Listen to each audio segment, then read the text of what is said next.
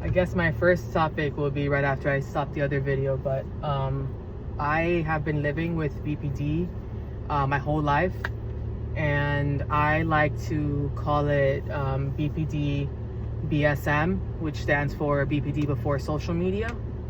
I want to say, struggle with BPD, but you learn to live with it. Not everything's a struggle. And I say that before social media because I know it's pretty popular and trendy to self-diagnose.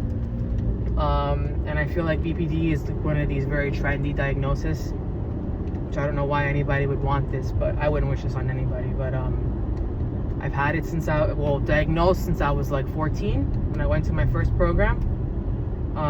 That's the first time I even heard the term.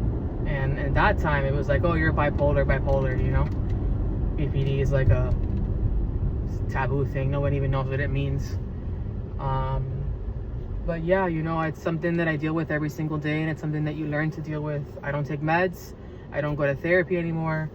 I've been under every single cocktail under the sun, and what I could say from personal advice is these doctors and therapists and whoever that prescribe these things have never taken them. They've never taken them, and they'll never take them, so they have no idea of the side effects and what it actually does to your body and to your mental health as a whole. So I've taken, Seroquel, lithium, some of the Abilify, Risperidone, all of them.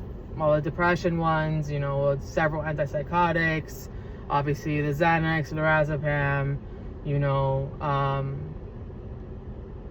what is this one called? Adderall.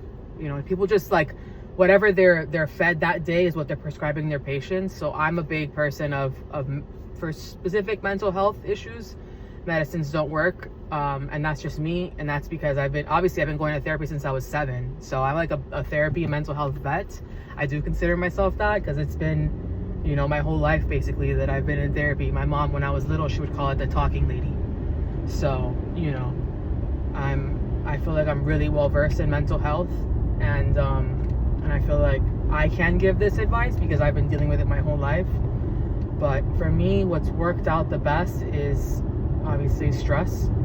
And now that I have been without work for about a month and a half, I see how my body reacts, and stress is the main factor for BPD splitting and going into a psychosis or episodes. My episodes were pretty frequent, and with age they've gotten better, but definitely when I was younger they were very violent. I've heard a lot of